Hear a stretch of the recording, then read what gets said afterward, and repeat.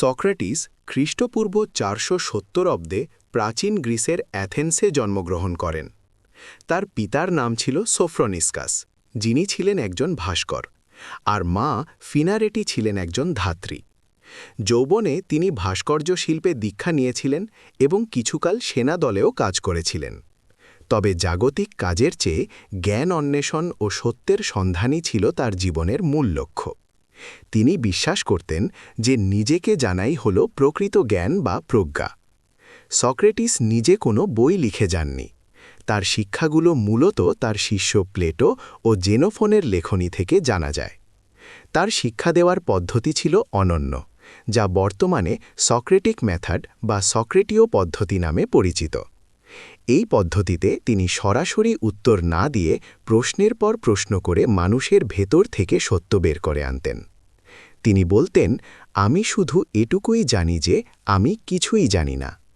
Socrates অ্যাথেন্সের বাজারে ও রাস্তায় সাধারণ মানুষের সাথে তর্কে লিপ্ত হতেন এবং প্রচলিত ভ্রান্ত ধারণাগুলোকে চ্যালেঞ্জ করতেন। তার এই সত্যান্বেষী স্বভাব অ্যাথেন্সের তৎকালীন প্রভাবশালী ব্যক্তিদের বিরাগভাজন করেছিল। তার বিরুদ্ধে যুব সমাজকে বিপথে পরিচালিত করা এবং প্রচলিত দেবদেবীর অবমাননার অভিযোগ আনা হয়। অ্যাথেন্সের আদালতে ৫০০ জন বিচারকের সামনে তার বিচার অনুষ্ঠিত হয়েছিল।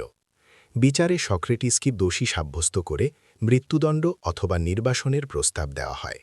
তিনি সত্য ও আদর্শের সাথে আপস না করে মৃত্যুকে বেছে নিয়েছিলেন। ৩৯৯ খ্রিস্টপূর্বাব্দে তাকে হেমলক নামক বিষ পানে মৃত্যুদণ্ড কার্যকর করার নির্দেশ দেওয়া হয়।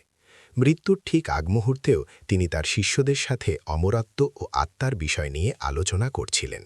শোকাতুর শিষ্যদের সামনে শান্তভাবে বিষ পান করে তিনি পৃথিবীর মায়া ত্যাগ করেন। তার মৃত্যুর পর তার সুযোগ্য শিষ্য প্লেটো অ্যাথেন্সে একাডেমি প্রতিষ্ঠা করে সক্রেটিসের দর্শন প্রচার করেন। আজও সক্রেটিস তার নৈতিকতা, যুক্তি ও অদম্য সাহসের জন্য বিশ্ব ইতিহাসে এক অমর নাম হয়ে আছেন।